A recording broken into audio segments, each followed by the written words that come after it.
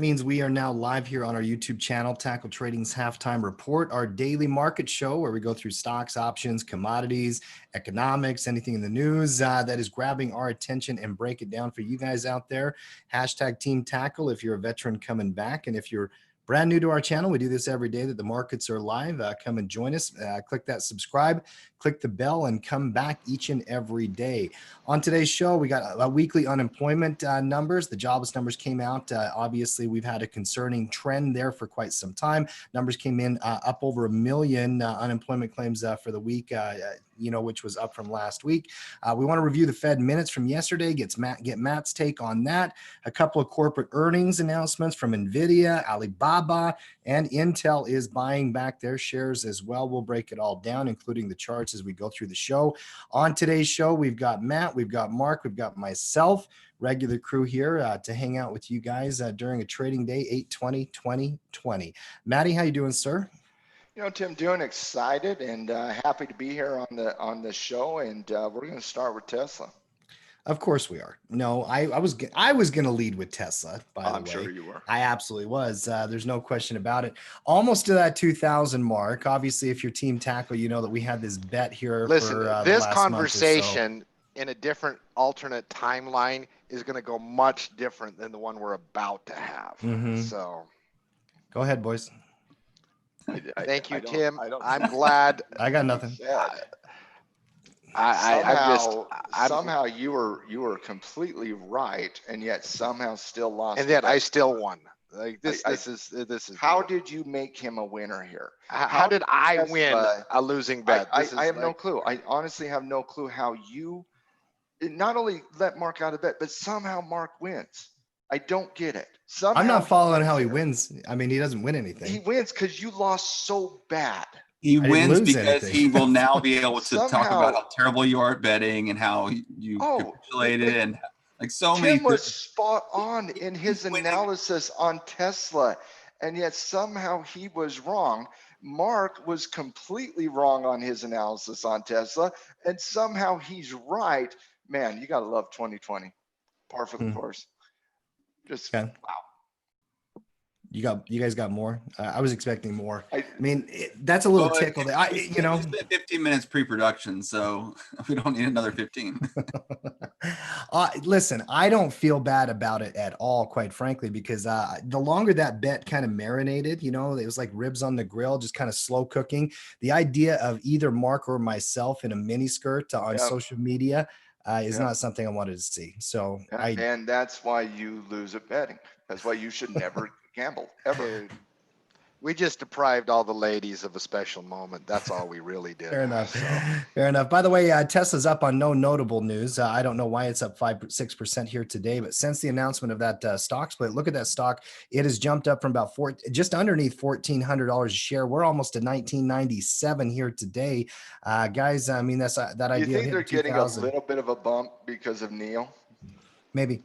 NIO. Yeah, excuse me. Although it could be. It could be. No, they're getting a bump because this market has no, like, there's no resistance out there, right? Like when the bulls get a steam on anything, they just run over the chart for a short period of time before the final top ends. I mean, this market, like, go look at Square. I mean, I'm not saying Square is not a great company, but what's happening on price action on Square over the last 3-4 months is totally illogical from any fundamental metric standpoint. But you cannot stop bulls. You can't. I mean, once momentum starts for that 3, 4, 5, 2 week, whatever it may be period, man, they just blow it out of the water and lift it higher and higher and higher. It's why we keep advocating, even though this thing is in a bubble, make some money while it is, right? Square was an option report candidate there a couple weeks ago, and I believe on that pullback pivot. It's on the report this week too. Was it this week as well? It was this week too. Real strong candidate there from a short-term trading perspective. Same thing with Tesla. I mean, these stocks that are moving like juggernauts, Mark, it's hard to get in their way.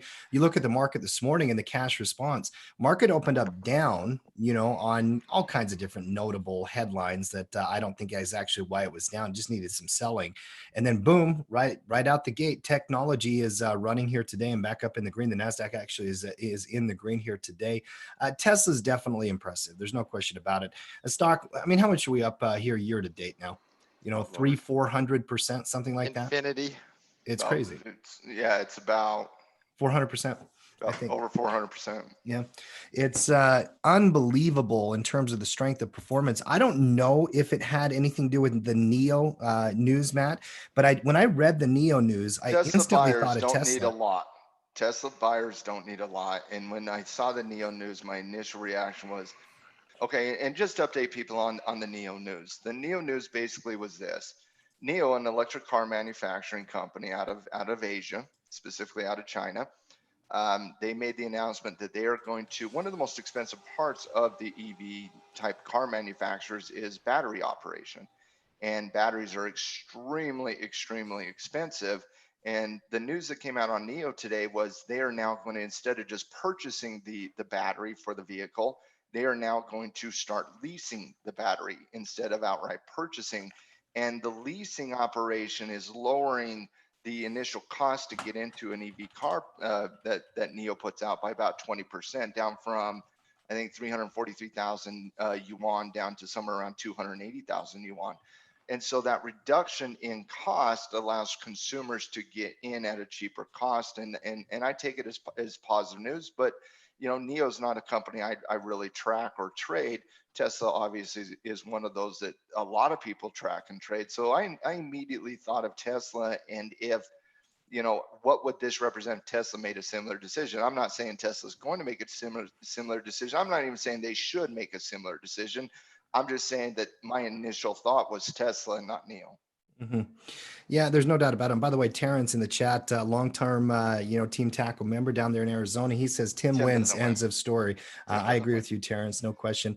I think it's an interesting concept. 1.2% of the population also shorts Apple. So if you want to be in the 1.2% of the people that short Apple, be my guest. I monitor the customer service team at Tackle Trading, and I can tell you, Tim, that you have a large following of sympathy. People, you know, they are rooting for you. I get, you know, they're rooting for you. So that was such a subtle backhanded jab. They got to be as equally depressed that they allowed, because I wanted you so bad to have that moment to where you could literally tell Mark to shut up. Just shut up. But no, Mark is one of the worst winners of all time, and you allowed him to win this. I think it's easy. C'est la vie, brother. You Listen, know, nobody dislikes Tim. I feel He's great. One of the most likable people in the history of mankind. That's why there's the sympathy vote. I mean, I wouldn't get the sympathy vote, Tim. Look at the gift I've given you guys. I mean, it just makes me feel like a great person. I'm a sharing, caring person. There's no question about it. I do think that NEO, by the way, this would be a very, very smart move for Tesla in some regards, Matt, giving consumers the ability. What was the price difference on that, by the way? You mentioned 20% difference. So like, let's say you take a $50,000 Tesla. Now you're talking about a $40,000 Tesla. It changes the terms of, being able to get in there as a buyer and all that kind of stuff. Obviously, but I'm not sure Tesla bulls need a reason to buy Tesla. No, like the wind shifts in Tesla bulls, like somehow that's going to be good for their battery production. Yeah, Tesla bulls do not need any reason to be illogical. Yeah. Let's break down the markets here step at a time if we can. Start with the S&P 500. I also want to get you guys' take on the Dow here in just a minute, and specifically with Apple and their split. Matt, price action, obviously we're riding the 9. We're kind of hugging and holding here. We've had extremely low range candles here for, what is it now, 10 days? I mean, we're talking real low ATRs, all that kind of stuff. Kind of the same market conditions we've been describing. What are you seeing in the chart, and how are you reading this price I'm seeing action? Further consolidation. You know, we tried to break out on Tuesday with the hammer candle that was got close to that all-time high. We kind of kissed that all-time high yesterday. We just really haven't had the catalyst that we've been talking about to really drive this market above that resistance level. And it's not just like the positive catalyst. So you take the economic reports that we've seen here recently. You take the Fed Philly Manufacturing Index we saw today. We saw continued expansion in the Philadelphia Fed region. But you saw 28% increases in orders. You saw 11% of reporting decrease in orders. But the percentage of decline, you're starting to see it contract a little bit. So the expansion, and this is what we've been seeing over the course of the last 2 weeks in a lot of the economic reports, is we're still seeing expansion in the economy, but it's just simply not expanding at that same rate that historically, not historically, but that it had started to in June and July, and we're starting to see that contract a little bit as the virus is coming back more into the news. Schools are starting to reopen, businesses obviously had reopened, and cases had increased because of that. And now you're starting to see it slow down in response to the virus expanding to a certain extent. And so what you're looking at here is I think it does further my argument that we're not going to see a V-shaped recovery, that is going to be a little bit more prolonged than that this is something that, we're going to be talking about for the next few years in terms of economic recovery. So in the Philadelphia Fed Manufacturing Index, for example, it came in at a 17 handle. Now, a 17 handle does show expansion.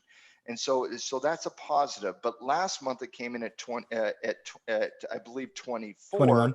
The expectation was to come in at 21, and then you lowered that to 17.2. So again, you're seeing expansion in the economic reports, but you're not seeing the increase in expansion month over month.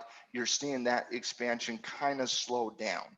And so it's a little bit concerning. It's not concerning to the point where you're like, oh my goodness, the S&P should just get absolutely crushed. But it is concerning it's concerning enough to not be that catalyst that breaks the entire market out of this neutral range. And so when you're talking about some of those catalysts, China talks last week, you're talking about, even the hypothetical situation of Pelosi and I forget his name off the top of my head, Senator from New York. Schumer. The other guy, Schumer, thank you for that. I can't believe I forgot his name for a second. Senator Schumer, they indicated that they're willing to come down in negotiations by 50% up until January. And that really didn't even move the needle because nobody really believes that until they actually sit down and start talking. So I think we're just in this moment in time over the last week and a half post earnings, where we're kind of just in that wait and see mode to see what can really drive this market. Because I'm certainly would say that's bullish if we see a breakout. You got to call it bullish. But if you have it, break out on the backs of some positive news out there in the market, either from a stimulus perspective, a geopolitical perspective, or an economic reporting perspective, at that point you can trust it a little bit more than just a technical breakout based on nothing.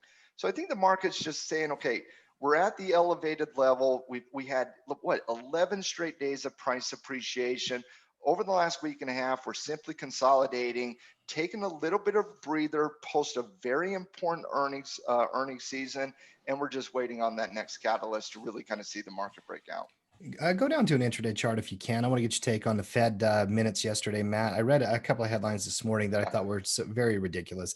One of the things said, well, the market's selling off overnight because the Fed is too dovish or not dovish enough or whatever the heck they were talking about. It was not dovish. There was quite a bit of chatter over the last 24 hours since we got off the halftime report yesterday regarding, the Fed's not as dovish as what they were expecting. I would like to understand their definition of dovish is what I would like to understand, because I read the Fed announcement, and then I obviously saw what everybody said about it. But the reality is what I saw out of the Fed was it wasn't hawkish. I took it as fairly dovish. I mean, you're talking about a Fed yesterday, and basically several policymakers signaled that they might have to ease further. Now, is that a dovish or a hawkish argument that they might have to ease further? That's dovish. Yeah. Okay, that's a dovish argument. Okay. What they're focused on, and I think what they're trying to do is find a way to let the market know when they could have a scenario of rising interest rates. And because they talked about trying to find a better way to communicate with the market, because think about this just yesterday, what the Fed came out in the Fed minutes was not hawkish at all. In fact, it was still extremely dovish, but simply because they talked about some of the problems in the economy, all of a sudden the market just hyper analyzes what the Fed is doing, because we all know this is a Fed driven market first and foremost. So I think they're trying to find a way to communicate with the market so the market doesn't freak out like a 7-year-old child every time you take a toy away, right?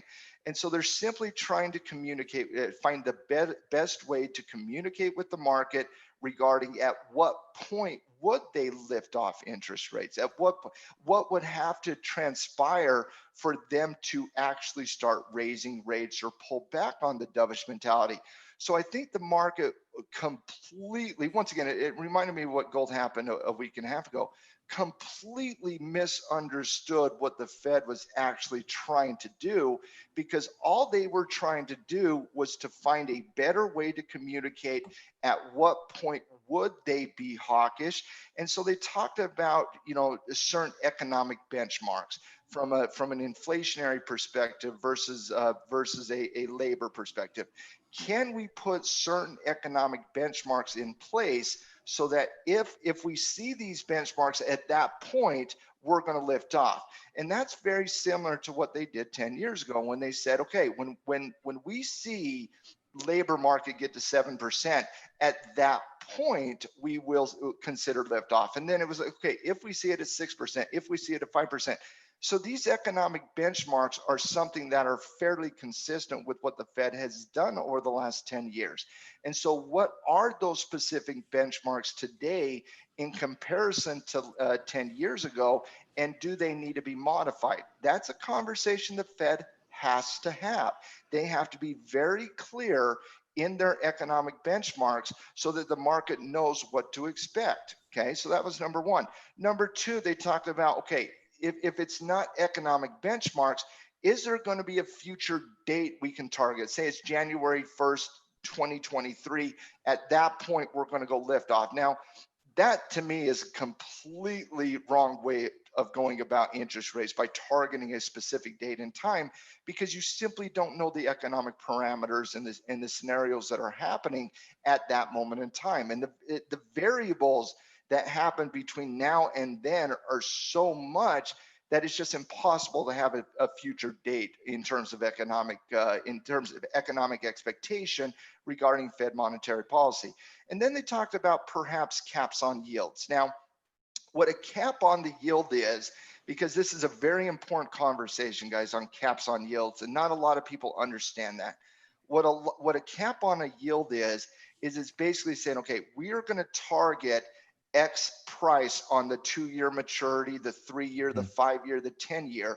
And so we're going to put a target on the yield.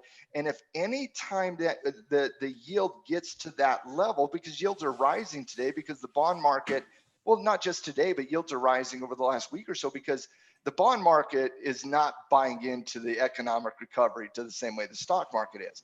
And for a lot of people, the bond market, this might be shocking, is actually much bigger than the stock market is. So in terms of the bond market, we're going to say, okay, and I'm just making up some numbers. If the 5-year yield ever gets to 1%, we're going to buy 30-year notes to cap that 5-year note at 1%. And that's a very similar thing that the Bank of Japan put in 2016. Now think about caps on yields as a peg to a currency. We were talking about in the podcast this week, Tim, I was talking about how, the Bank of Switzerland put a peg on the Swiss franc to the euro to $1.20. And if the euro ever went to $1.20 against the Swiss franc, the Swiss bank would buy euros to support the peg. Well, that's exactly what a cap on yields is as well, that the Fed would buy 30-year maturity dates to put a cap on the 1 year, the 2 year, the 5 year. So it's a way to put money out there into the future to support the cap on the yield that you have today. And it's happened before in America, by the way, only one time. It happened between 1942 and 1947 during World War II. And what they saw in that time frame in the 40s was they saw that basically by simply making the announcement that the actual market supported that yield cap far more than the Fed supported that yield cap. So the free market would come in and support the yield cap, so the Fed wouldn't have to aggressively buy bonds. And that's also what the Bank of Japan has seen from 2016 to 2020 is what they've seen. And I'm not saying I agree or disagree with the cap on a yield yet. I would have to do a little bit further research. I'm just kind of laying out what the parameters are. But when the Bank of Japan put a cap on yield, what a lot of like people who don't geek out on Fed monetary policy and World Bank central policy, before the Bank of Japan put the cap on the yield, not the cap, before they put the cap on the yield, they were buying 90% of Japanese bonds year after year. They were putting 100 trillion yen worth of Japanese bonds. And from the cap till today, like in 2020, guys, in an environment where every central bank around the world has lost their mind and putting more money into the system than they can possibly count, that possibly exist. Well, the Bank of Japan has actually lowered the expansion of their purchasing of Japanese yields. Now, the argument on the cap on the yield does not mean the Fed is not going to be aggressively using other monetary solutions. And this is where I think the market misses the point. The market needs to understand that when the Bank of Japan did that, yes, they lowered their quantitative easing. They lowered their Japanese purchases, but in terms of Japanese central bank bonds. But what else did that allow the Bank of Japan to do? That allowed them to go more aggressively in buying corporate bonds and buying equity positions in market indexes. And so instead of just going out and doing quantitative easing and the expansion of the balance sheet and constantly increasing money in terms of just the bond market, the Bank of Japan has now shifted their monetary philosophy from simply buying Japanese debt to now buying, market index funds, corporate bonds. And so what the argument is for the cap on the yield is that's actually going to lessen the need for the Fed to do quantitative easing, repo actions, and the aggressive bond buying programs that the Fed currently has. And instead of putting their money there, they shift their money into the corporate arena. They shift their money into the market arena. Now, to me, that's not a hawkish argument. That's one of the most dovish arguments that you could possibly have.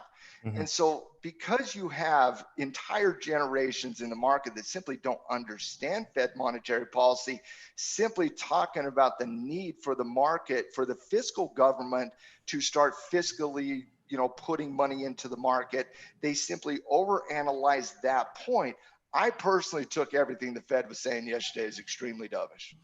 Yeah, there's no question about it. And that yield control stuff, Matt's really fascinating. I never really thought of it as kind of like a peg currency, but that is a great way to describe it.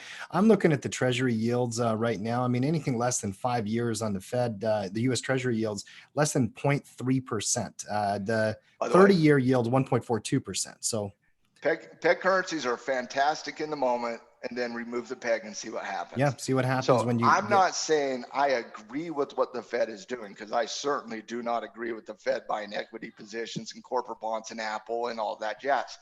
I'm simply laying out the logic of the Fed and my interpretation of that Fed monetary policy. So many of these Fed policies over the last 15 years, even 40 years, quite frankly, but more specifically during 2020 in this response to the COVID-19 crisis, they feel like Pandora's box being opened that they can't undo. I mean, it's like we don't know what the long-term ramifications of going down these paths are, Matt, but I didn't read that statement yesterday. By the way, as anything but if dovish, all you listeners took what I just said and said it at a Sunday brunch, you would be looked at as probably the smartest person in the room. They're like, oh my goodness, how do you know all this? That is fantastic. You're so smart. Dude, if you talk Fed they policy wouldn't at a Sunday anything brunch, you were no, they saying. wouldn't understand a word. And I'm not even saying a lot of people listening to me over the next 24 hours understood everything I just said. But it's important to understand those things, because the market's going to overreact in the short term. But if you understand the Fed in the long term, you're in a much better position. All right, those books, the Dummies series of books. Let me give you the Fed. Let me encapsulate everything Matt just said and put it into a Fed speak for dummies. Smash the buy button. That's what the Fed's policy is.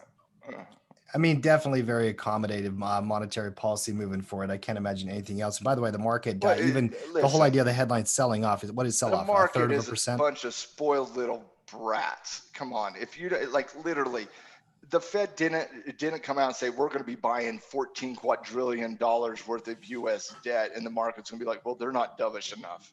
It's ridiculous behavior. Give me Apple Computer or the Dow, or one or the other one in a row, Matt. I Well, read an interesting. they are the same. Well, that's why I was going to bring it up. Did you know? Obviously, the Dow is price weighted, Mark. You know, so Apple Computer currently before the split is 11.4% of the Dow. I'm telling you, man. I love the S&P 5 joke that's been going around lately. You know, because I mean, and that's Dow one of the. too. Do we have the Dow too?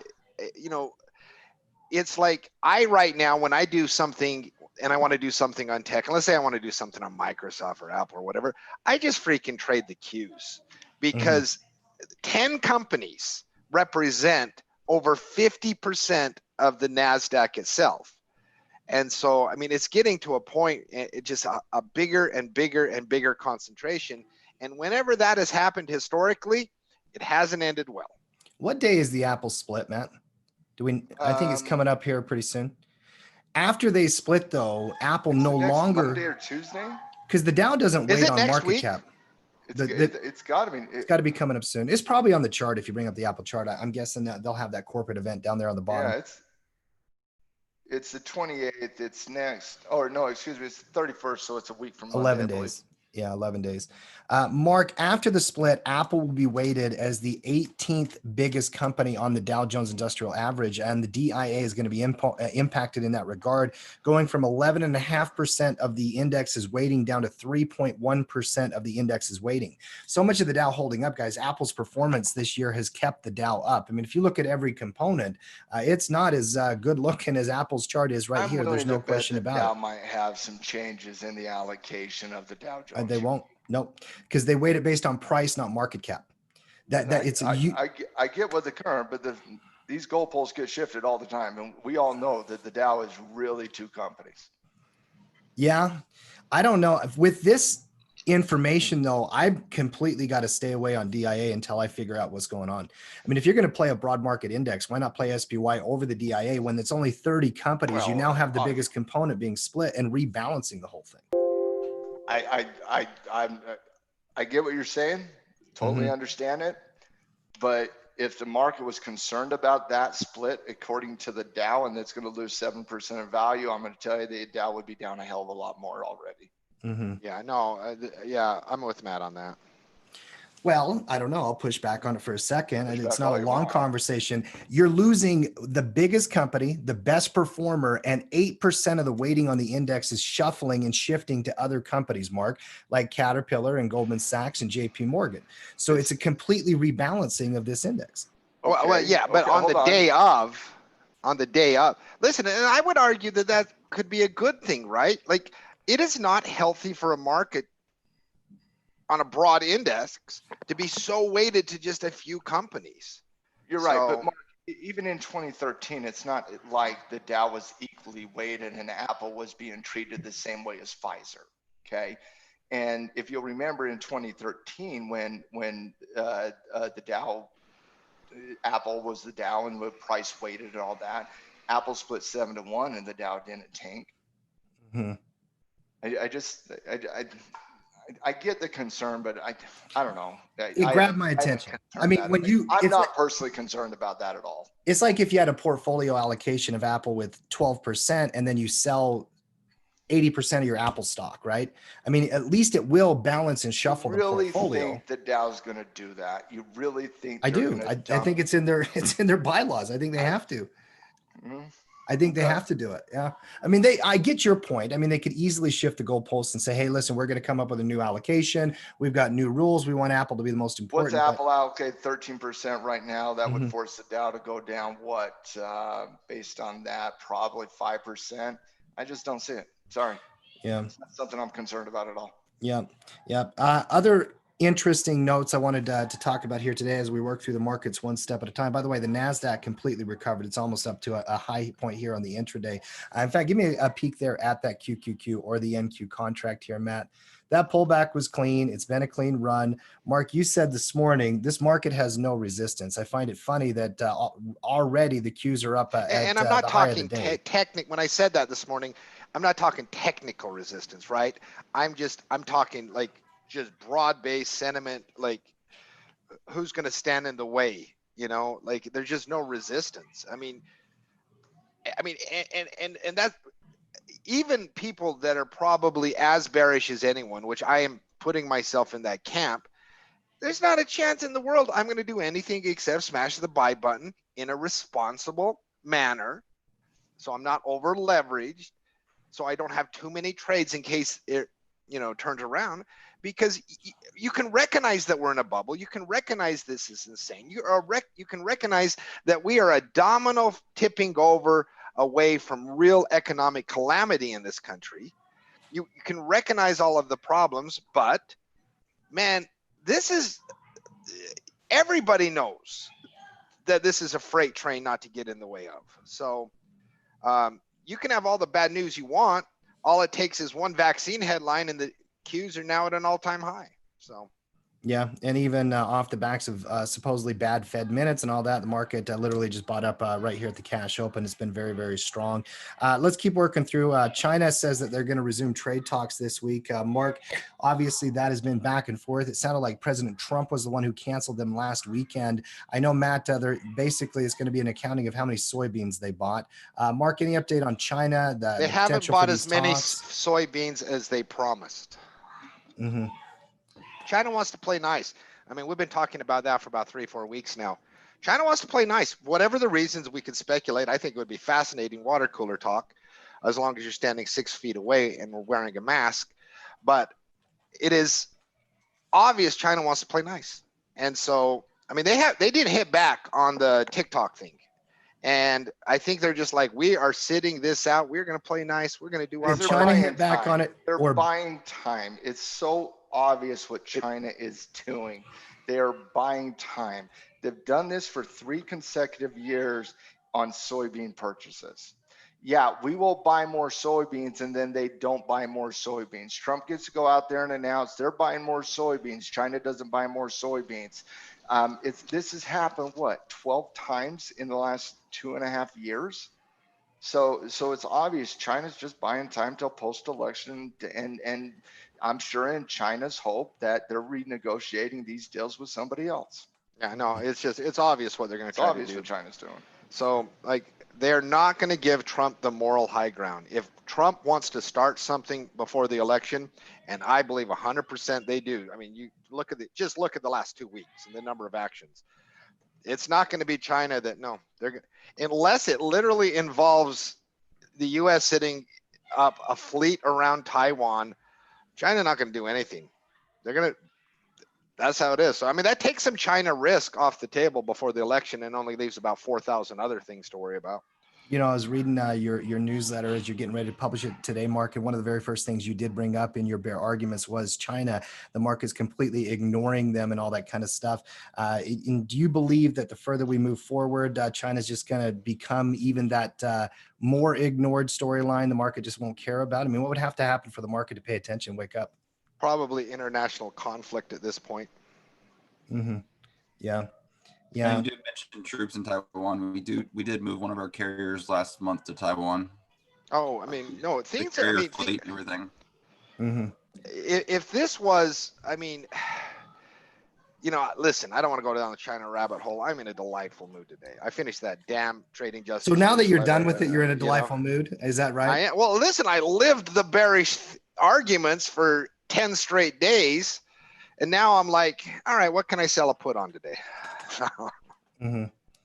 So, the thing about it, I'm going to need a big bottle of water, probably a couple of days to read it, Mark. I was starting to read through the whole thing and I'm like, holy cow, Mark wrote a book here. It's like, no, and what I tried to do is I tried to do bite-sized bits on different arguments. So, you could read a couple bits at a time and, skim through. I try to make it, for as long as it is, I try to make it as bite-sized as possible. Looking Send it forward Jim to it. Rickards and let him publish it. We'll get that published today. I'll read through it. Mark wanted me to skim it and make sure that I read it before we put it out there. We'll definitely will. Mark is very, very well written. You obviously had some passion for the writing, and that'll be on the website, tradingjustice.com, in the newsletter section. Keep working through the markets if we can here, guys. Obviously, the next one I want to talk about here are some commodity stuff. Oil, gold, the dollar. Let's kind of work through that one step at a time here. That weekly chart, by the way, is not a good look for oil, but when you go down to the daily, a little bit better. I don't see much change in this chart in that regard, but it did fail above that 200 for the first time intraday. Any update on the chart, Matt? I mean, that's actually, you can hardly see it. The tail on that candle is pretty impressive. It was down almost 3% earlier today. So it's a pretty good battle back on the intraday. Matt, what you read on that chart? Yeah, interpretations of the Fed yesterday. I mean, market came down a little bit, and oil came down a little bit as well. I maintain my same thesis. I need to see a higher high, higher low, and we haven't seen it yet. I could care less what happens on oil until that happens. Mark, any update on the fundamentals or the news side of oil, rattlings and in the message boards, things like that? Or is it kind of all quiet on the Western front? All quiet on the Western front. I'm not going directional until we reopen the economy.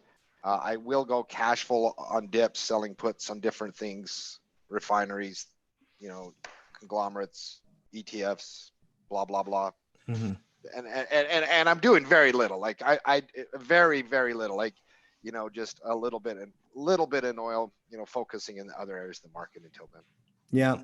And a little sell off there on gold yesterday on the backs of that Fed response and whatnot, bringing it back. I stand by what I said yesterday, that I do not mind as a gold, investor, long-term holder, and a believer in the fundamental premise. It would not bother me at all if the volatility just kind of kicks back and forth here for a little bit. I don't care if it's days or weeks or whatever it is. Obviously, in stuff that you hold on to, Mark, you always want them to go higher over time. But the product like this, I mean, having that increased volatility can just make it more difficult to deal with it on a day-by-day basis. Gold's trying to find a little green candle here today. Take a look at that chart there, Mark. How are you approaching gold right now, Mark? You still doing naked puts? You approaching the equity side? I mean, what's your approach to it? Aside from bull call spreads, which I thought were a good idea before, on the breakout, I'm not directionally traded directionally with bull call spreads, right? Still looking on naked puts on GDX. I got gold on my radar because Uncle Warren, did that. GOLD, the mining company, just because of Warren Buffett, and then just on GLD, the ETF, increased volatility means higher premiums at lower prices, and so that's how I'm playing it. From a technical point of view, I really would like to see a broad trading range develop for a couple weeks. After we had that shakeout candle a week plus ago, is very common for a range to develop after that as the market fills it out.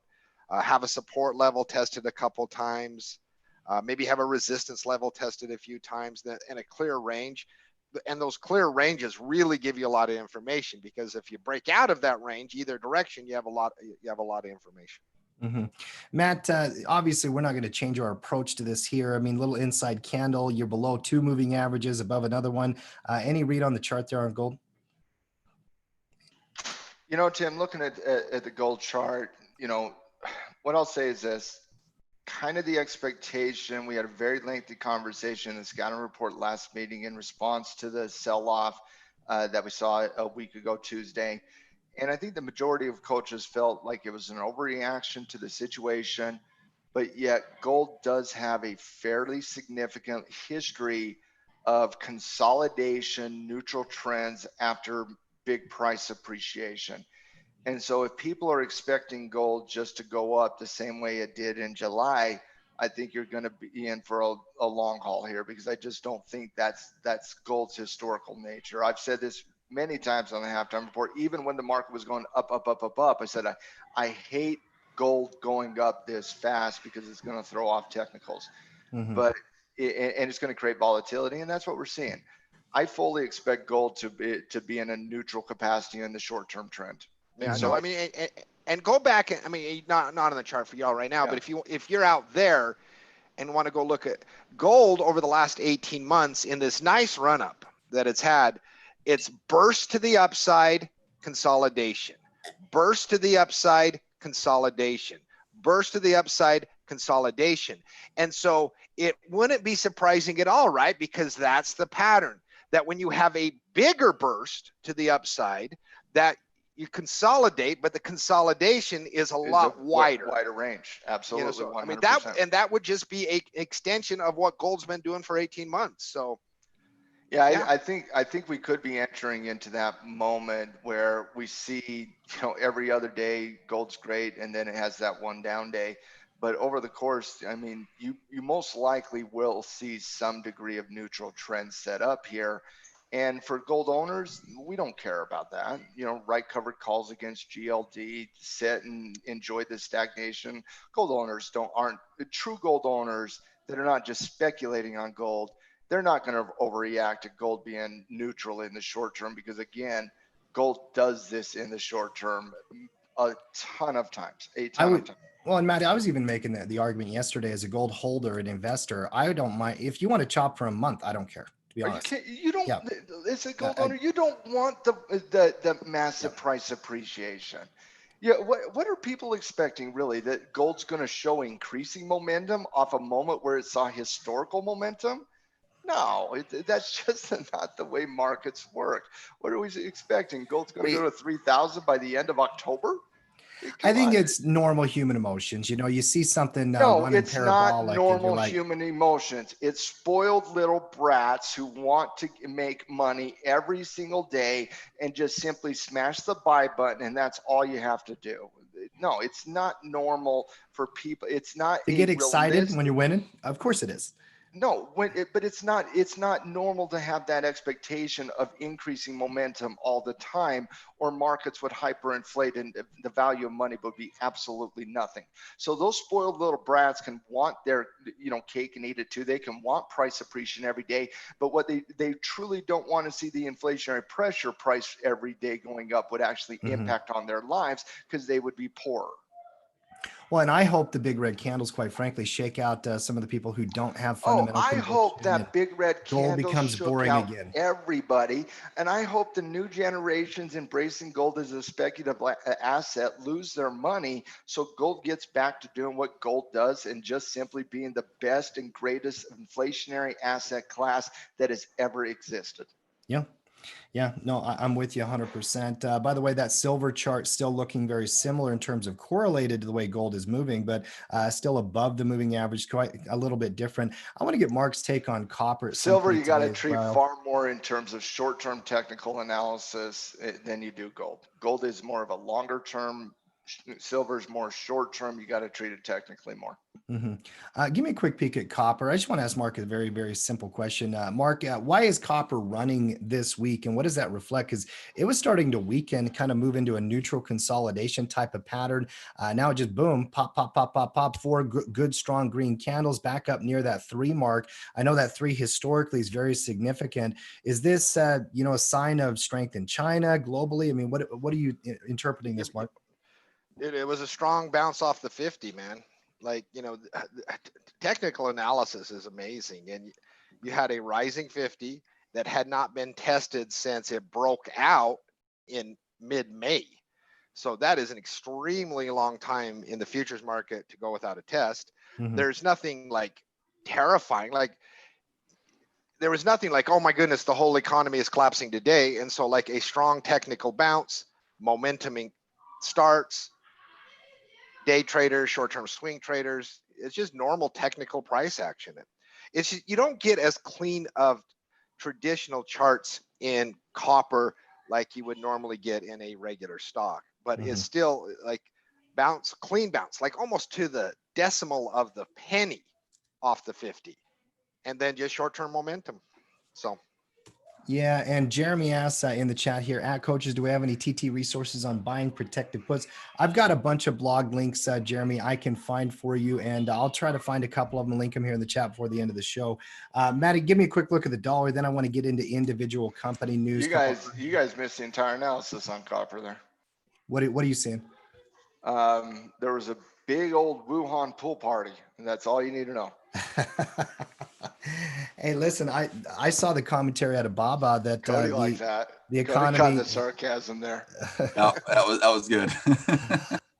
They say the economic indicators in China are actually showing pretty strong. Baba had some positive commentary about it today, on their earnings report. Yeah, Nicholas, real quick, I did see that headline, and I honestly started laughing. Like, I was like, oh God, it's so funny. Listen, if they're pool partying in Wuhan, right? Virus must be on its way out. It was a massive pool party, but yeah, Nicholas, I did see that headline. Thought it was a really, really, really bad choice by Raging Bull. Yeah, it's silly. I honestly think it puts negative headlines on the entire educational space. Oh, what did Raging Bull say? They hired the Wolf of Wall Street, Jordan Belfort. They hired Jordan Belfort. Yeah. Yeah, because I'm sure he has morally found his center, right? Well, listen, I'm not going to say much. I disagreed with it. I thought it was stupid. I think the negative just exposure around his name makes this entire industry look bad. And I disagree with Raging Bull's marketing tactics. I think they put a lot into hype and greed. And, it's so maybe it's par for the course with how they do business. I don't know them personally, Nicholas. So I just disagreed with it. I don't like their marketing, but I also disagreed with that. I thought it was a bad hire. Mm-hmm. Tim, in fact, I called up Tim. I said, Tim, if that came to my door, it like literally, I wouldn't even consider it. I would start laughing. Yeah. No interest. Give me real trade interest any day of the week. I don't need some quasi celebrity who had a long history of scandal and all kinds of stuff. It's crazy to me. Listen, and I don't know anything about his trading and all that. He might be a great trader. It's just, listen, you've been teaching people to sell things for 10 straight years. Yeah. It was a bad choice in my opinion. Bad Hey, choice. I just want to see Jordan Belfort pitch Genius Brands, right? Listen, there's this great company, man. They do amazing things for kids. Apple has nothing on their future. If I never talk about Jordan Belfort again, I'll be a happy man. I have no Wolf interest. of Wall Street, though, is hilarious. It was a great movie. Don't get me wrong. It was a Great fantastic movie. And the Fugazi line, obviously, I love Christian doing that on that podcast. That was fun. His character in that is for me, one of the greatest cameo appearances in movie history. So good. Pound in the chest. I mean, it's so good. Oh yeah, love it. This is why we need your camera, bro. If you're going to start pounding your chest, we need a visual. Winner.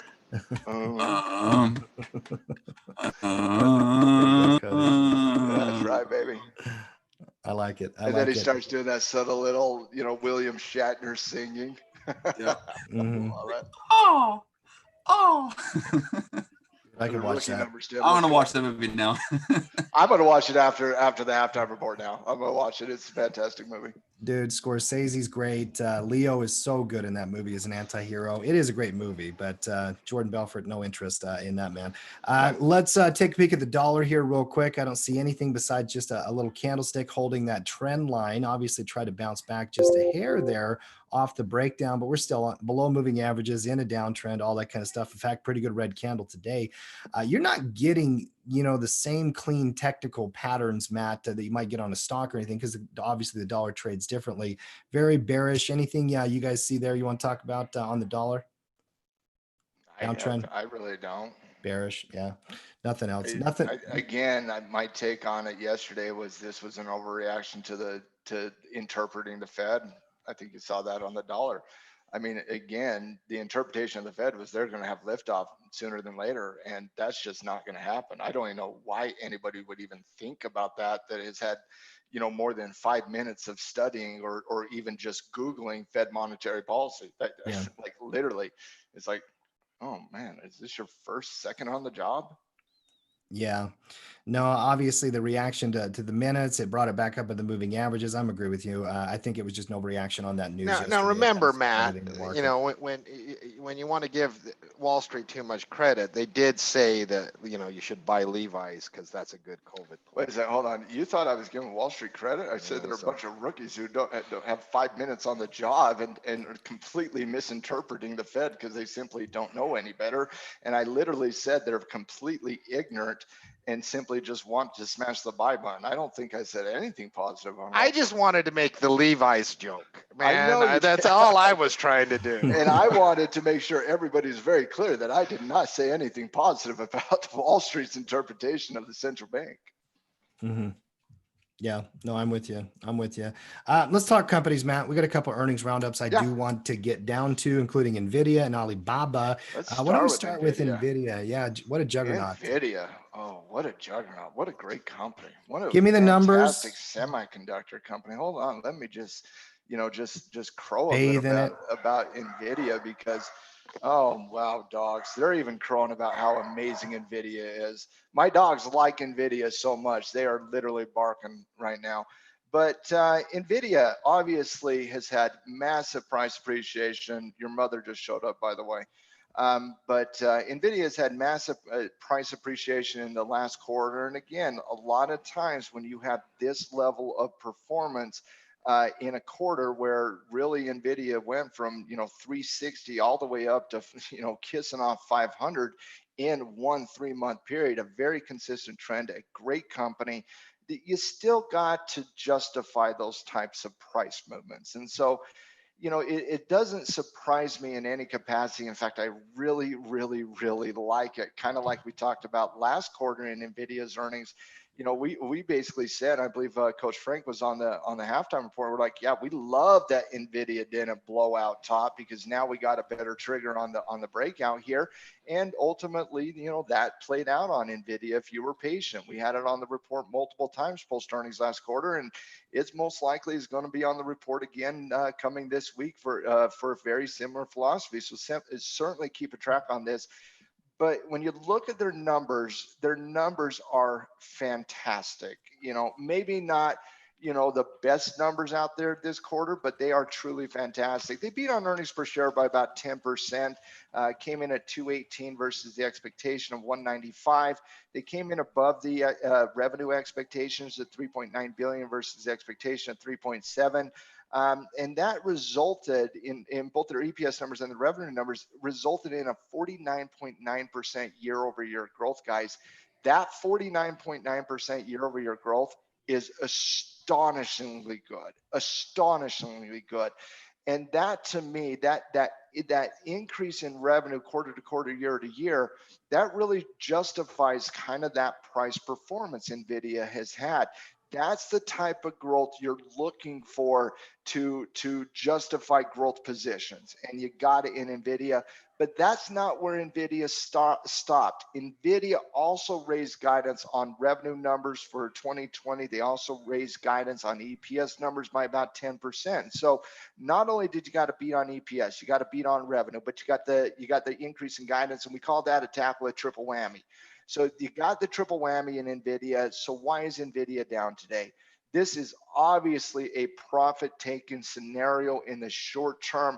I am not seeing anything in their overall revenue numbers to have anybody come off their stance of NVIDIA being a really, really good number. Maybe you saw a little bit of volatility on the announcement, and this was not a predetermined type sell-off like we saw in Microsoft. This was the EPS number came into algorithms, and it was not as good as what they could have done on an EPS beat. But if you look at their forward guidance, when you look at the year-over-year revenues, which are not part of that initial movement in the market, that's a lot of that is algorithms, guys. That's what it is. And so the algorithms really kind of focus on, okay, what was the EPS number expectation? How big did it beat? It's really just computerized type order share. But when you dive into the actual number and you look at their guidance, you're looking at something that, in my opinion, is really, really good. One of the better semiconductors earnings announcements that we have seen this quarter.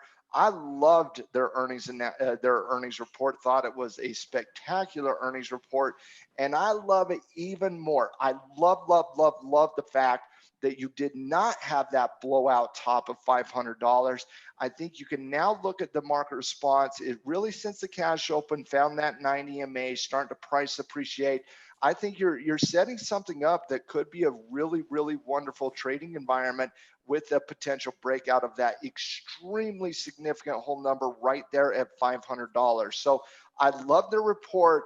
I actually love the market response. I love the market response to the report, that it didn't aggressively buy, it didn't aggressively sell, and it maintained that technical pattern where very similar to what we saw last quarter.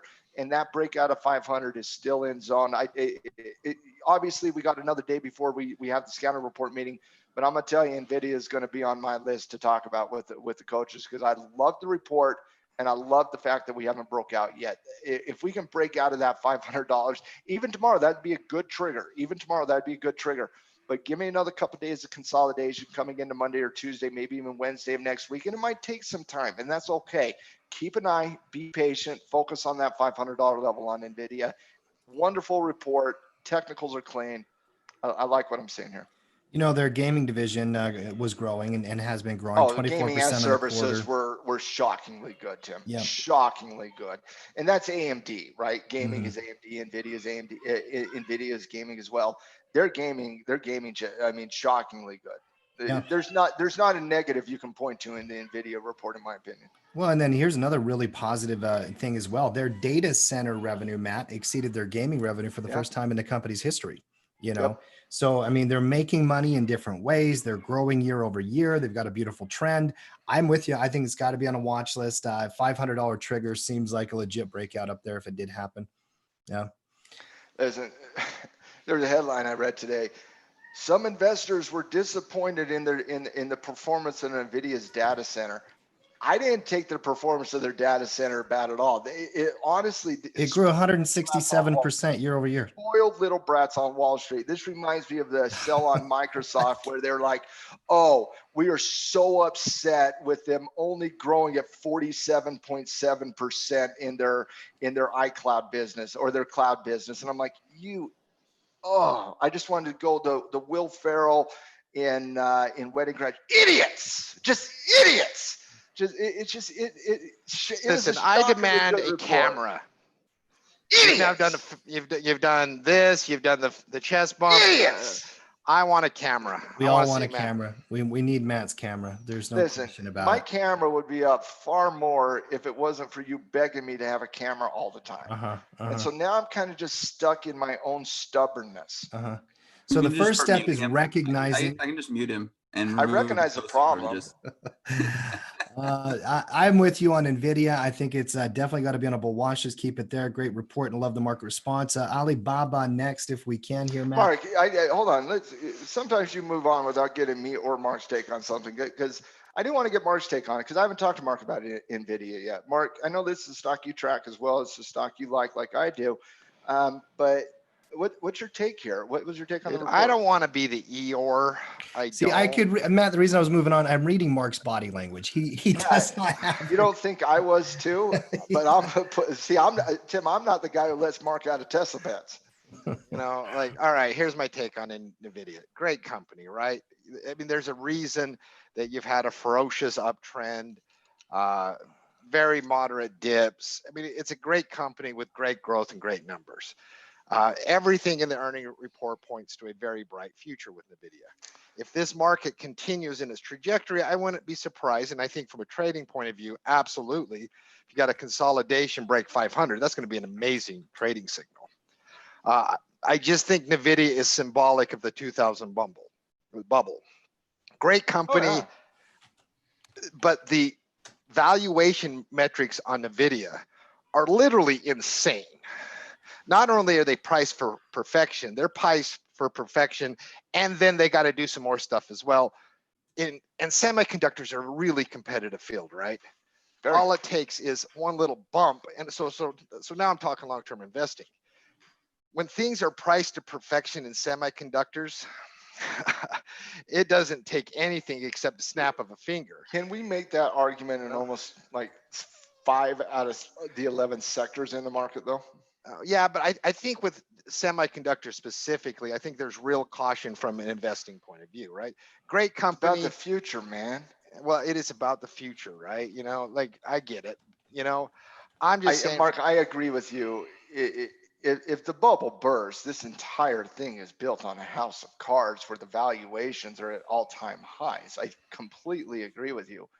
But I think you could say that about what was said about NVIDIA. I think you could say that about probably 90% of the entire market right and now. plus, I mean, with NVIDIA, you don't have to go back very far, just a couple years. Nice run up to 300, little bad news. And I mean, that I'm not even talking the March. Bad news was the announcement of a trade war. No, I'm talking previous to that, like last year, the year before. Okay. Like if you go to a 3-year weekly chart, you'll see what I'm talking. That coincided with the Powell pivot when he, when they started raising interest rates, at the Fed. So no, but no, it also transcended even that. And there were concerns with market share. I'm just saying these are the type of stocks that if anything goes wrong, man, you get ferocious sell-offs. Ferocious sell-offs. So from trading, and that's what I'm talking about, Mark, is the trading perspective. Yeah, I mean, you get every NVIDIA sentiment love right now is about as high as it gets in the trading community. NVIDIA is a rock star in short-term sentiment. Everybody loves NVIDIA. Like from a trading point of view, if you get a nice technical patterns on, I mean, NVIDIA is probably top 15 in most beloved companies right now. So you get a trading pattern, little consolidation breakout of 500, you have to trade it because you're going to find very few trades that are better than it. I just concern on the long-term stuff. Oh, anything, even Apple, I would be concerned fundamentally if this bubble bursts, and that's Apple. So let me get the argument straight, which I'm not disagreeing with. A stock with a 90 PE ratio that has appreciated 300% in the last 6 months. Mark is concerned with the valuation. Got it. I got it. Obviously. I mean, that's the thing though. These aren't your kind of companies for investing, Mark. I mean, that would be true whether it's NVIDIA or we bring up like 10 different companies with a 90 PE ratio in this market. Wouldn't you have after they've made a run like this? No, absolutely not. Right. So that's style. I mean, that goes to style and mindset. Philosophy. I don't think it's style. I think it should be common sense from an investing point of view. Like no value investor would see value in semiconductors right now. Yeah. So I think it transcends style, right? Yeah. Mark's talking his Warren Buffett disciple approach of value investing, and I'll be the first to admit I'm a Warren Buffett disciple as well, but there's not a lot of value here. I mean, just go look at what Buffett was buying last week. He wasn't buying value. He was buying a high PE ratio mining stock on an all-time high, and he was buying a higher PE ratio grocery company at a high. He was buying it. So, I mean, if Buffett's having a hard time finding value and he's buying breakouts now, yeah, somebody like a Mark who likes deep value is going to look at these breakouts and be like, no, from an investor perspective, this is crazy train. But even Mark's like, yeah, but that $500 breakout's a very legit trading signal. I love the stock for a trading candidate. I think you're right, Mark. I mean, if it does break and give you a good signal, I do think that you do have to trade it, and trade is probably the operative word there. Good analysis. Love it. Love the conversation. Let's talk Baba next. Biggest Chinese company in the marketplace in terms of market cap and all that kind of stuff. They came out and had some pretty positive things to say about the economy in China. They said that their commerce business in China basically is back to pre-pandemic levels. Their cloud numbers are up. Matt, did you get the numbers on Baba?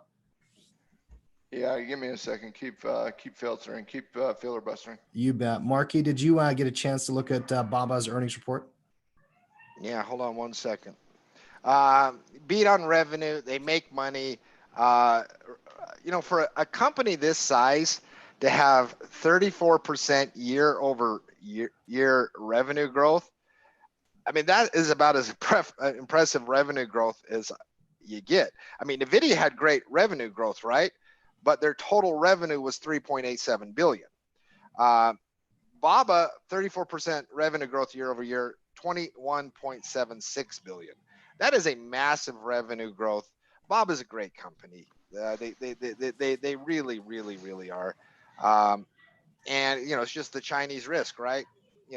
But and let's be honest, the Chinese visibility into, like how many people out there, and let's be honest, you just don't trust numbers coming out of China, and whether it's luck and coffee or obviously manipulated macro stats, on the numbers themselves, just on the numbers themselves, I absolutely could get behind this from a value perspective if there wasn't specific Chinese risk and if there was that just intuitive trust in the numbers. But it was an amazing number for the size of the company this size.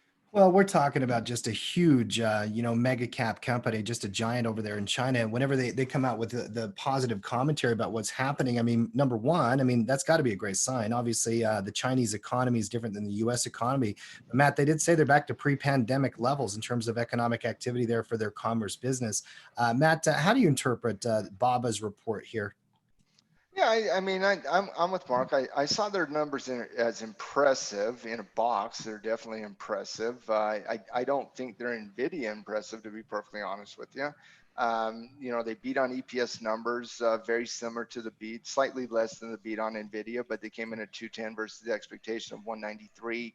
Overall revenue numbers came in at 21.8 versus the 21.1 expectation. So a beat on revenue, a beat on EPS, but not a robust beat. But again, that's going back based on the expectation. When you're looking at growth year over year, quarter to quarter, you're talking about a 30% increase in growth. So a very fine number from a year over year growth potential. Active monthly users increased by 28 million up to 874 million in terms of their e-commerce, which was better than expected as well. I'm taking it as a positive. Mark's correct. Bob is a wonderful, wonderful company.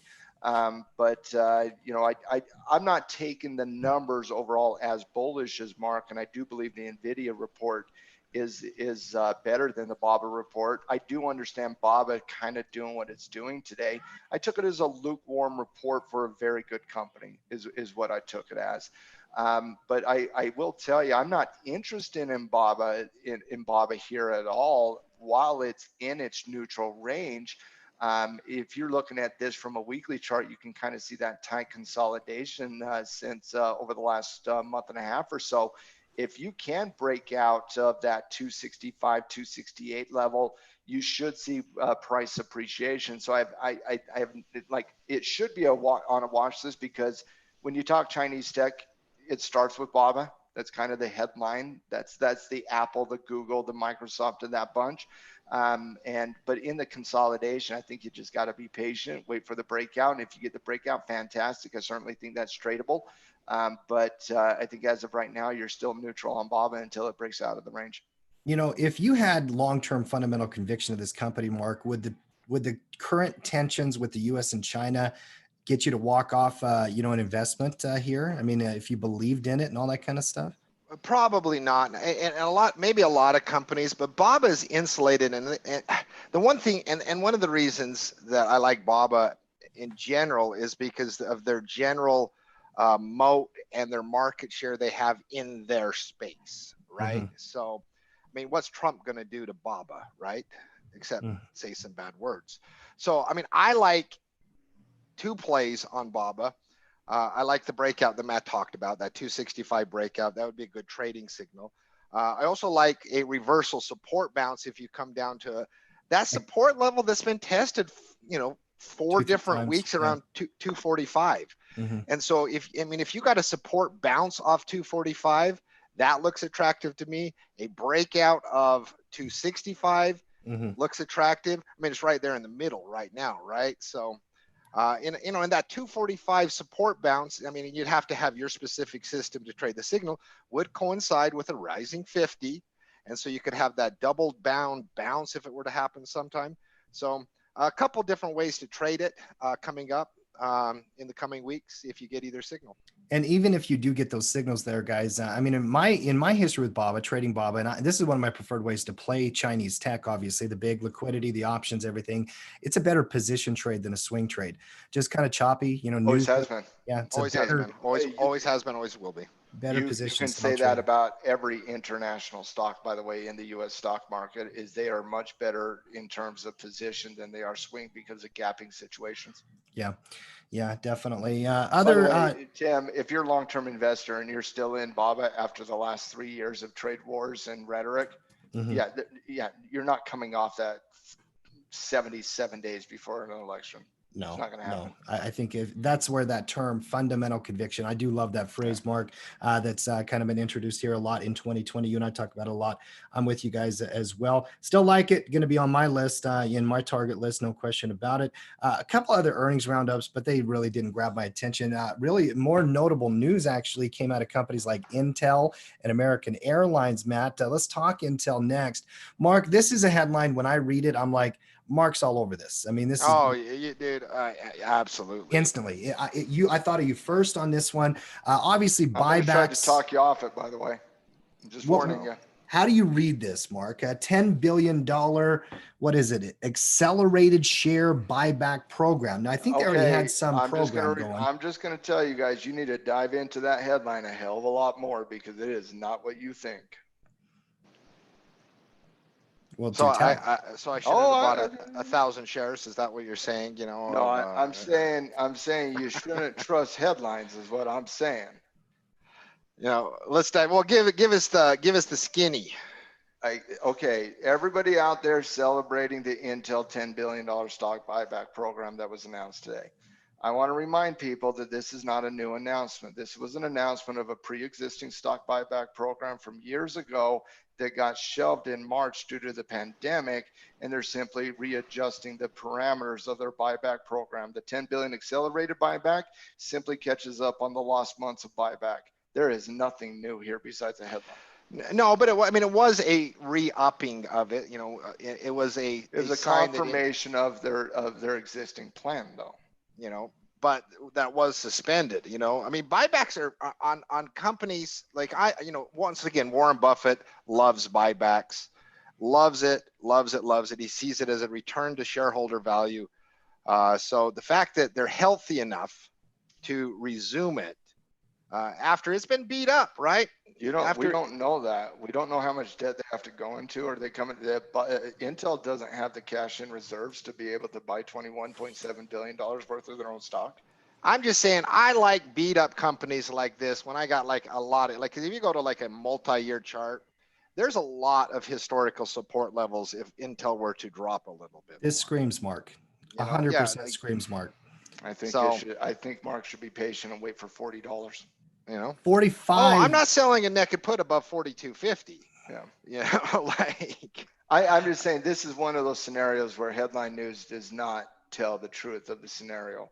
Like my only concern on Intel was just the health of the company, right? And I think an announcement of a buyback program, just really. But we are talking about a company that basically delayed their new generation of chips by 3 years just a few weeks ago, and a company that has, in a space that has been dominating, and Intel cannot catch up to the AMDs and the NVIDIAs of the world. And so I get it, it's bottom feeding, but for me, I just felt like people were going to read the headline and not dive into it. This was not a new announcement. Dude, you don't get cheap prices if there's good news.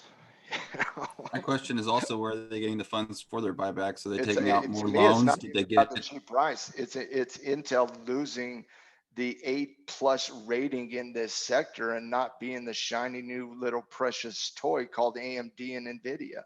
Mm-hmm. Listen, the one thing I've learned about following semiconductors over the year is nobody stays on the top of the perch indefinitely. Which okay. Let's play the long-term investing game. Hold rate 2020. I'll give you Intel. I'll give you Taiwan Semi. I'll give you NVIDIA, and I'll give you AMD. So a mixture of different semis throughout the end of the year. Market.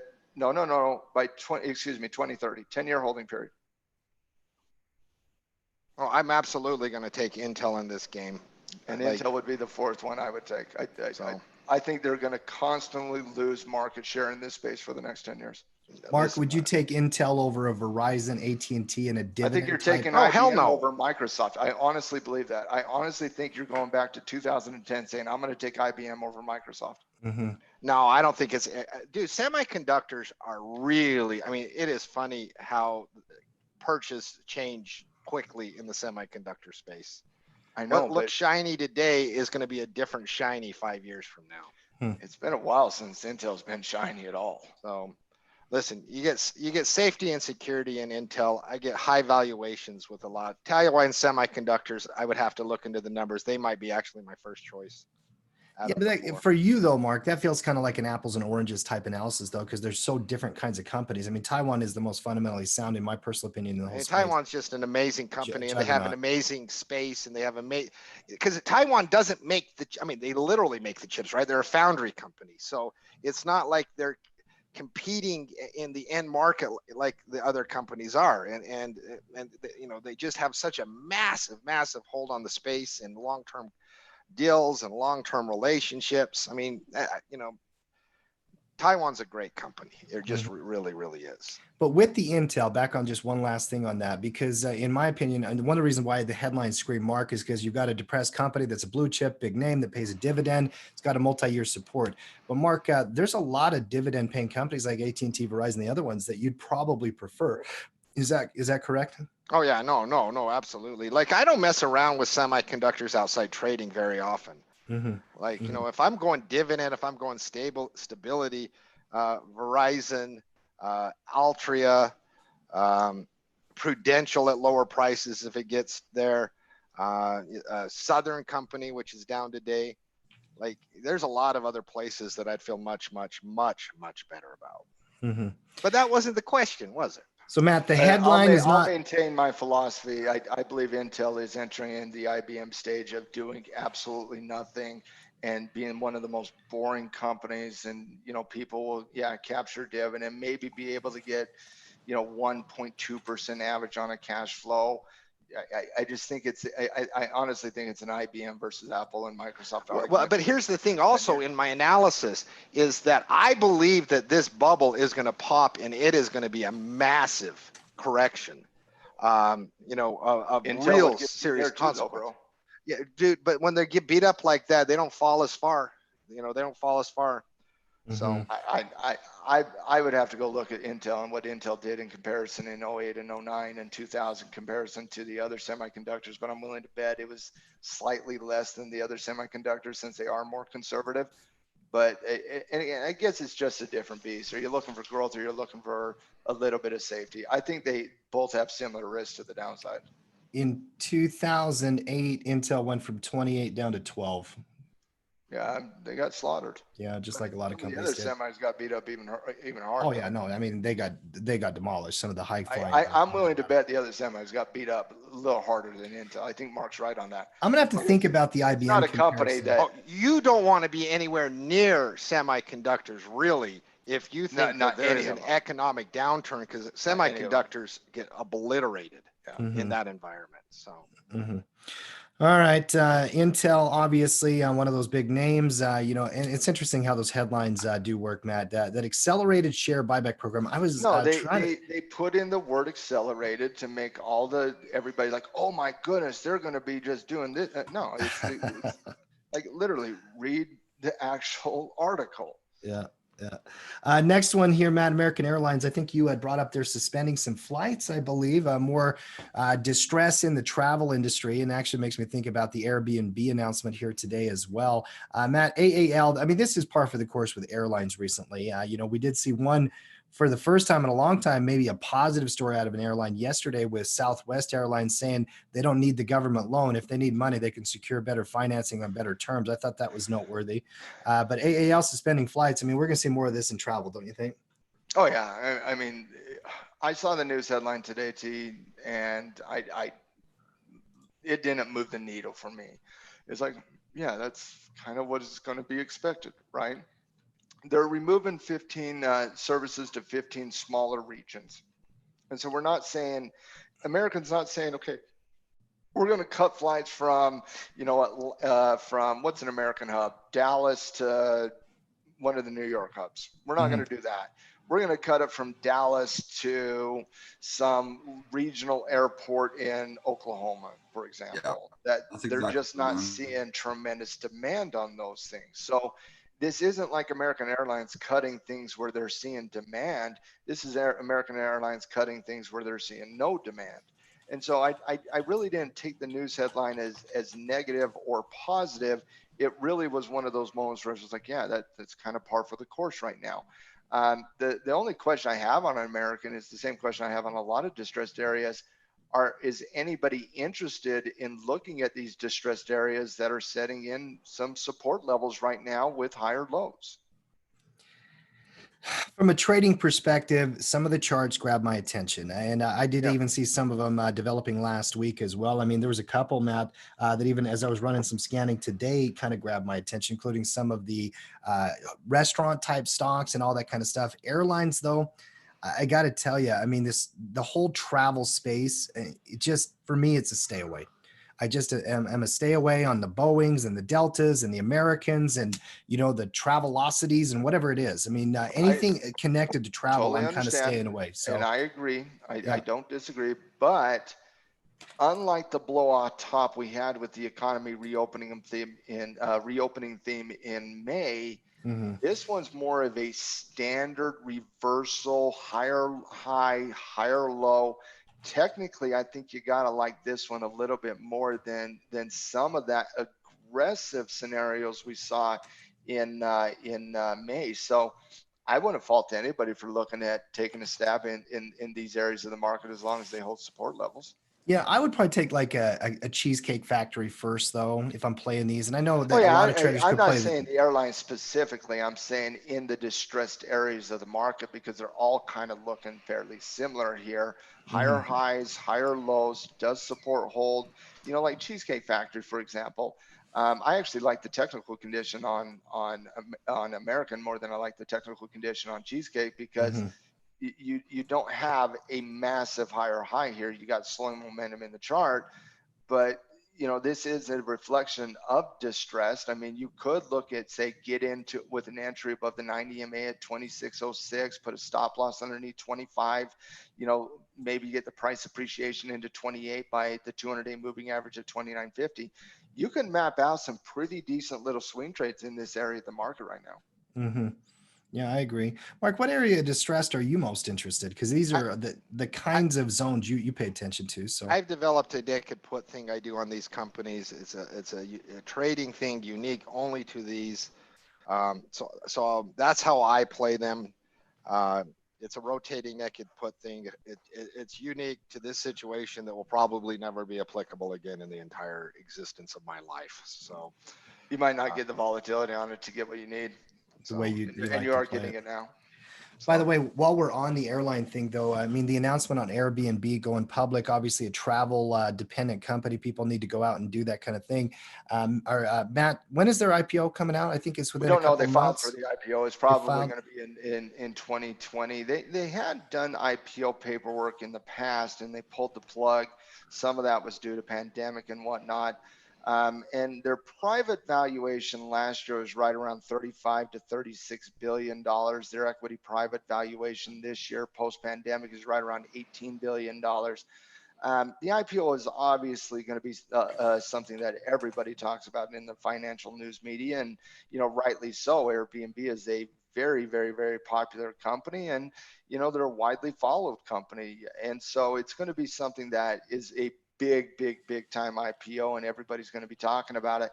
I could care less what they do on their IPO, as everybody knows, but I'm just going to caution people to stay away here prematurely. I'm going to caution them to stay away from the IPO on Airbnb. I don't care what the Kramers of the do pump up the world. I don't care what CNBC does. I don't care what Reuters does. I don't care what Bloomberg does. I don't care what MarketWatch does. I don't care what any financial media person does out there in terms of pumping the IPO performance on Airbnb. I just want to remind people to go look at Lyft's IPO performance and see how popular consumer companies behave on IPOs. And the reason I say this is in a year, they've seen their private equity drop from 36 billion down to 18 billion. But that's not the biggest kicker. The biggest kicker for me is this shift in mentality towards their IPO. Their previous IPO was going to be a cash offer. Now, what that means is existing investors offered their shares to the general public, meaning the insiders are selling their shares, the investors, the VCs out there, the venture capitalists, they're selling their shares on the IPO. That was the initial thing that they were going to do. That's not what they're looking to do this time. They're looking to do a stock offering IPO, which is fairly standard, a stock offering IPO. But the shift in mentality there really does lead me to believe that Airbnb absolutely has to shore up their balance sheet, and the debt on the books is very concerning to them. They thought they were going to come in with an IPO, range in the 35 billion. Now it's going to be in the 18 billion. There's too many red flags here to get too excited about the Airbnb IPO. There's too many red flags. There was a lot of red flags about the Facebook IPO. I said stay away. There was a lot of red flags about the Baba IPO. I said stay away.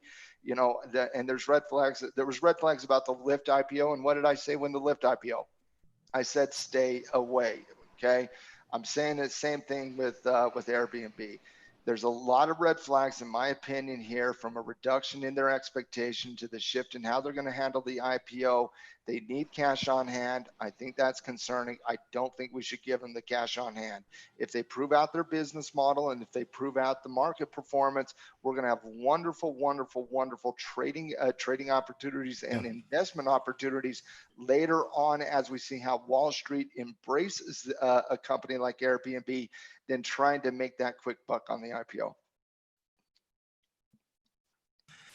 The thing Now, with speaking of Lyft, since you brought that up, they've just announced that they will suspend all ride-sharing operations in California at midnight tonight. Yep. So if you are in California and for some reason you're going somewhere and you have the Lyft app, no one's going to pick you up. You need to find. What was the reasoning? They're doing that to put public pressure on California to ensure that the props that they're supporting get passed. Yeah, isn't there a proposition in November that's going to be up for vote? There's a prop in California that would basically change this discussion and allow Lyft and Uber to recategorize their people as contractors, regardless of what the courts rule here. They're putting hundreds of millions of dollars in campaigns to support the proposition. The people that want these contractors to be categorized as employees, they're getting dwarfed in legal fees here, guys. This is one of those prototypical rich dude wins legal fight against poor dude. And it's not shocking, it's par for the course. I obviously think people should be categorized as employees because they are treated like employees. I don't care if that impacts the bottom line of Lyft or Uber. It doesn't matter to me at all. They should be categorized, in my opinion, as employees because they are treated under a categorization of employees. And so Lyft does this to put pressure on California residents to support the proposition, which allows Lyft and Uber to categorize their drivers as contractors. This to me, it makes me hate Lyft. It makes me disgusted with Lyft. It's so obvious what Lyft is doing here. They are not suspending operations in California because it's going to bankrupt their company or impact their bottom line.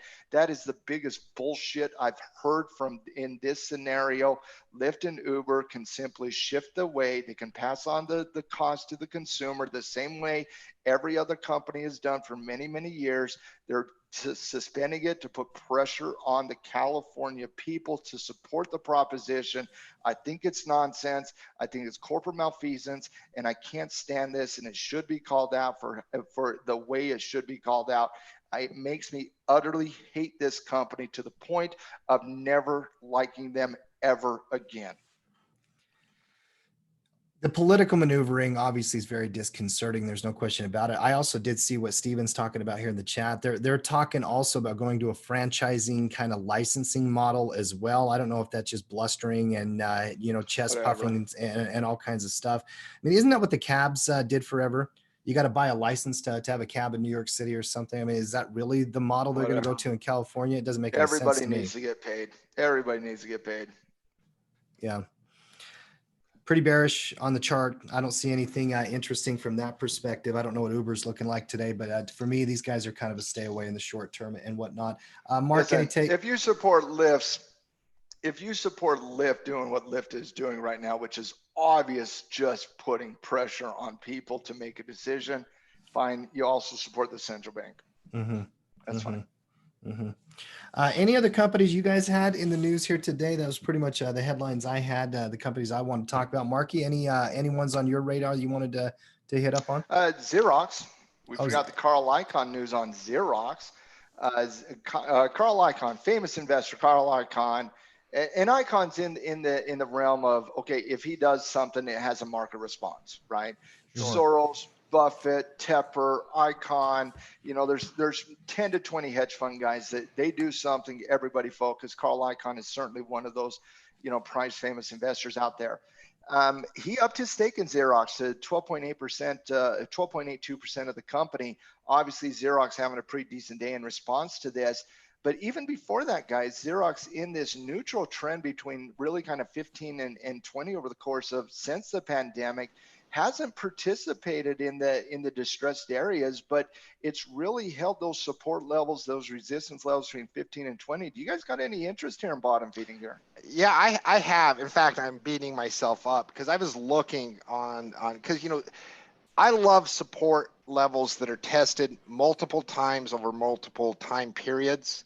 And so like when I say time periods, I'm talking about once in May, once in June, once in July type stuff.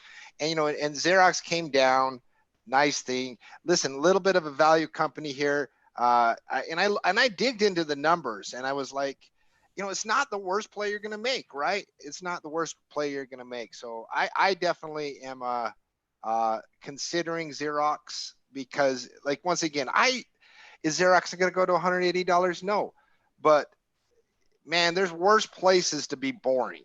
Investors in Xerox also don't want it to go to $100. So like, I think there's something there, and that's a beautiful technical pattern in the short term, right? That was a nice. The pivot relationships are coming up, yeah, for sure. I mean, you got some resistance up here, Matt, at 20. I mean, obviously, a breakout at 20 would be cleaner. I'm not an investor in Xerox. I don't think I've held this one forever. Can't remember the last time I traded it. But just from the technicals alone, you see a reversal pattern developing, Matt. I could get interested in some kind of trade setup if it sets up. What about you, Matt? Hold on. You guys keep talking. Yeah. I mean, for me, though, on these ones, I wouldn't play it here, Mark. I don't like this little breakout of that consolidation at 18. You've got resistance near 20, 1, 2, 3, 4, 5 different data points where it banged 20. I think it needs to cook for a little bit before I would be interested in the trade. But you trade. Oh, no. Yeah. And the thing about it is, on this, Marky? What? You trade the options on this? The options are not too bad, looking at the options trades as far as liquidity, because that's the biggest thing, right? Yeah. They're not terrible. I mean, they're not super liquid, but even if you go out a month, I mean, you see pretty narrow chains. So the option, it doesn't have the biggest volume, but the spreads are tight.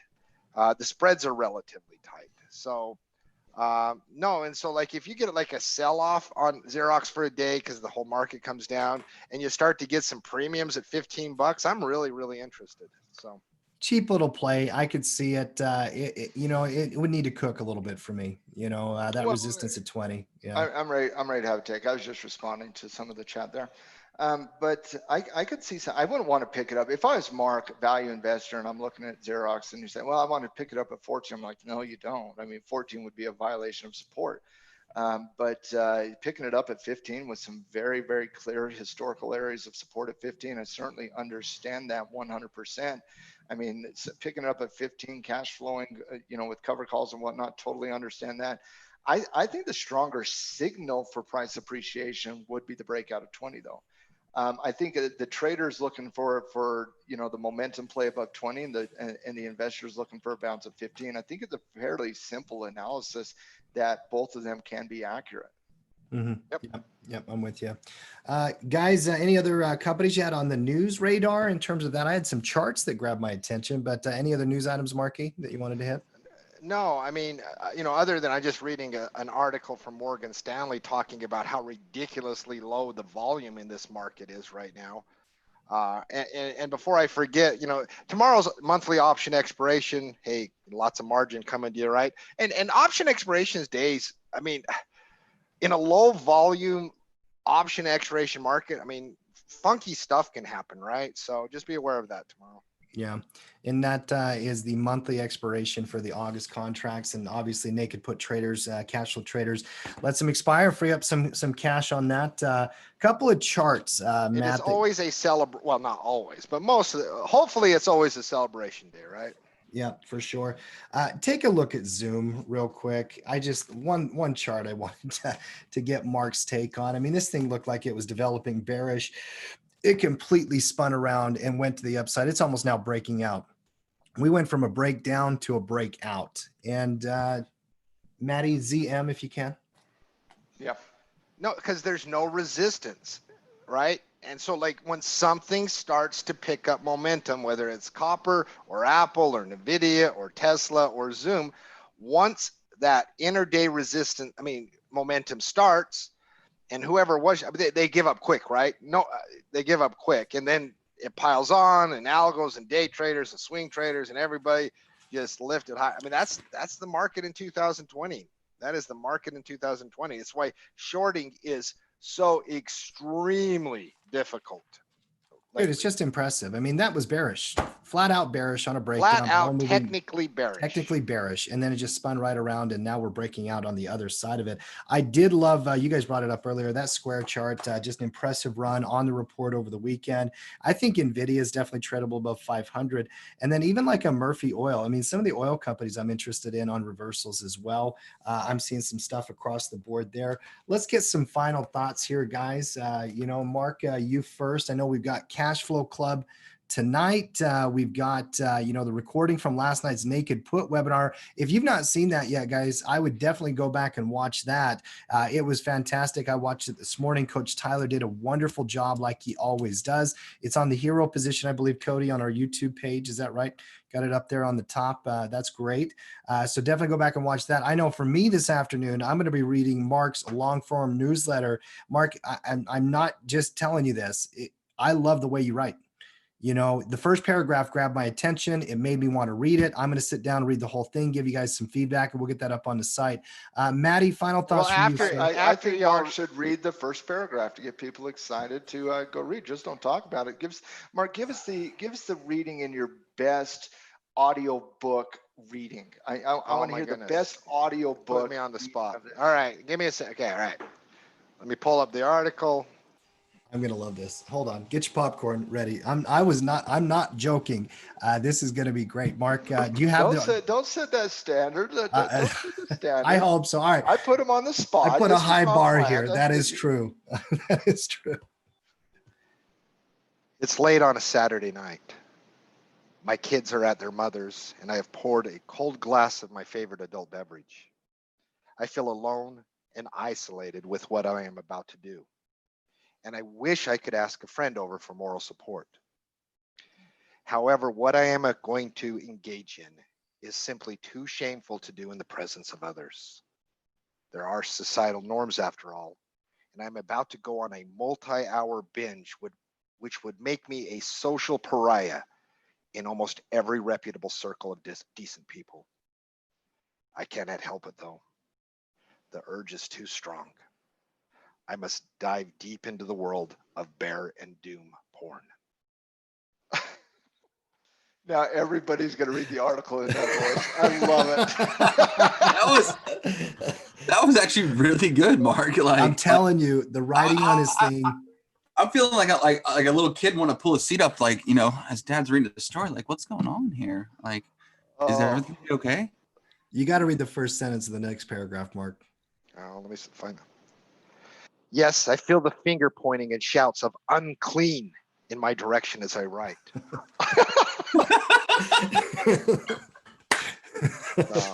Hey, I worked on that damn thing for 3 straight weeks, researching it.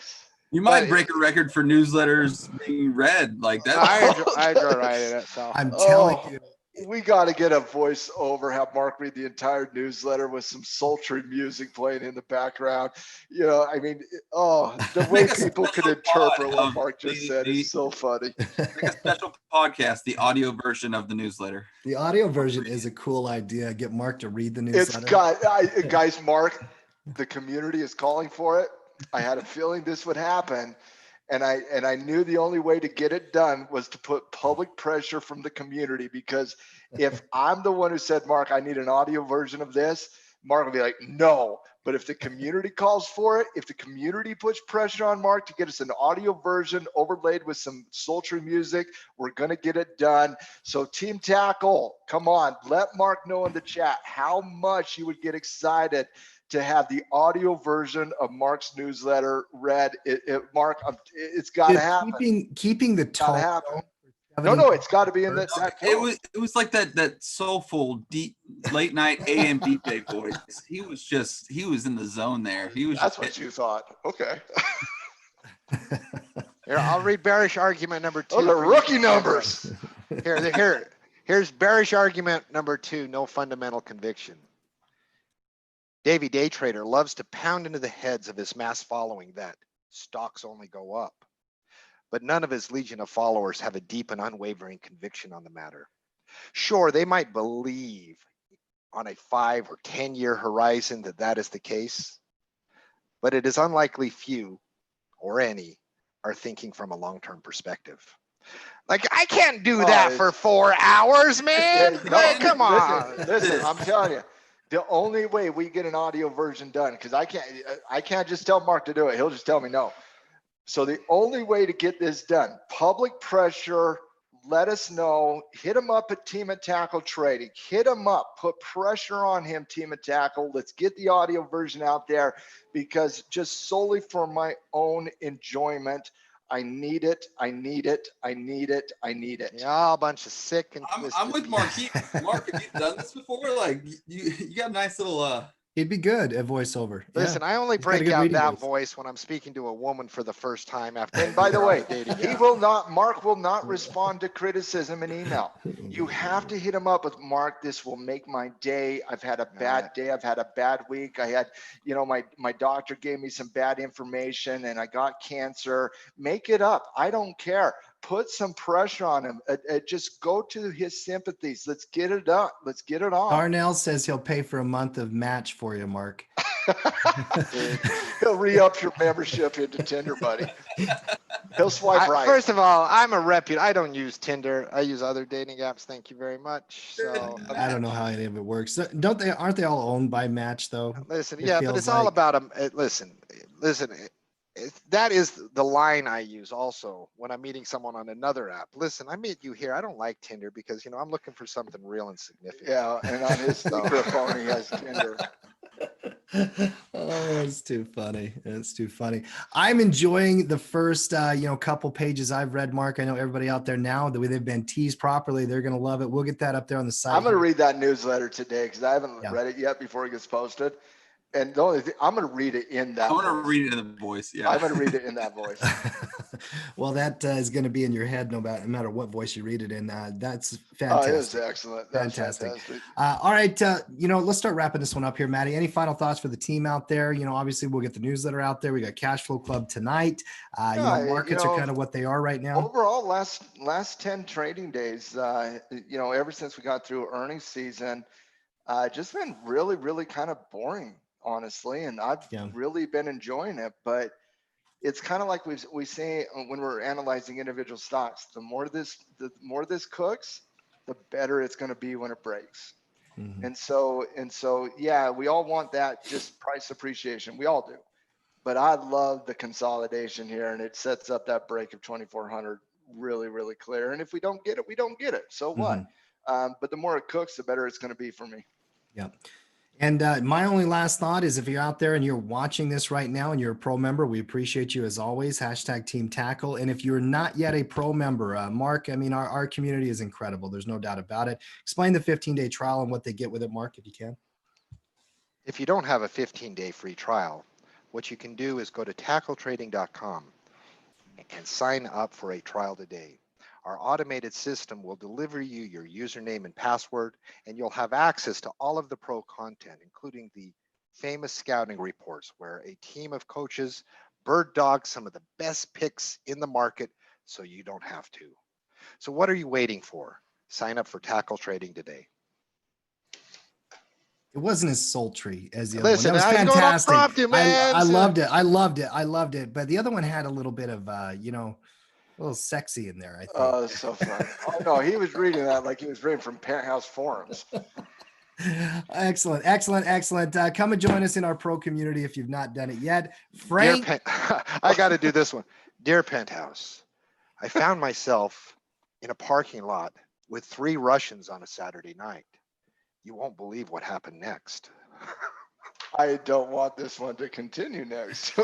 well, are we talking about? I was about to mute him. I was like, I don't know where this is going. I don't But... listen, it is a fine line that but I still think I'm going to enjoy the rest of the day.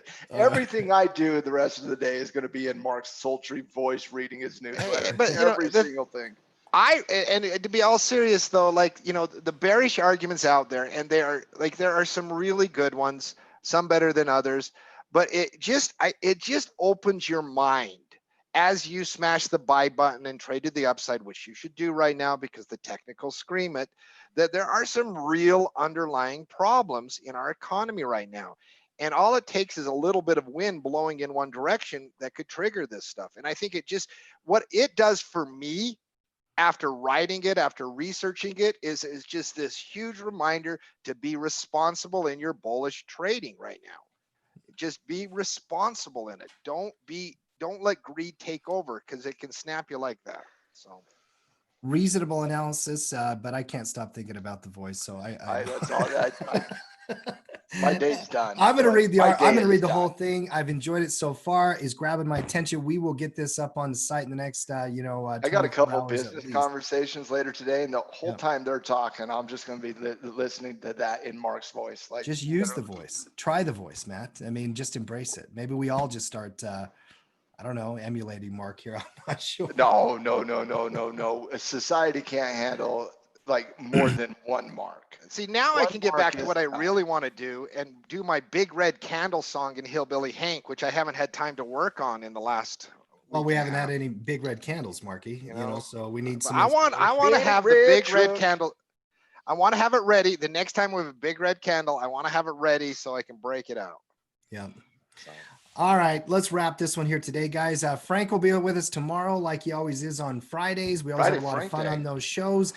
Guys, enjoy the rest of your Thursday Cash Flow Club tonight with Coach Gino.